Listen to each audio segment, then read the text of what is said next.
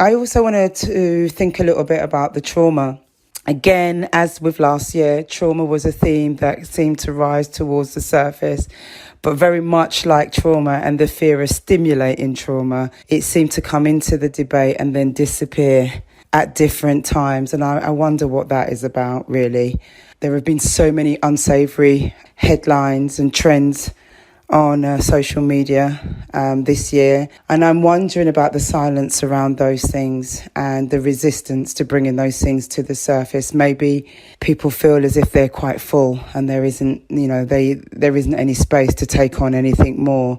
But it was definitely there. And I wouldn't say avoided per se, but it just had a way of slipping into conversation and then slowly disappearing. So I'm wondering what needs to be done there. I suppose there was a lot of mention around what can we do next? Where does this go? What's the outcome of this conversation?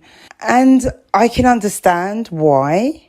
However, what I am aware of is that platforms and providing platforms for people to speak about the unspoken is just as important as having to do something. And I'm really keen on encouraging people to think about thinking, processing, exploring what's going on in the internal world as a way of doing something. It feels like everything's around, well, what do we get at the end of it? And I think there's a value in itself in just being able to speak, just being able to name some of the things that are causing the industry as a whole injury, and also the individuals within it.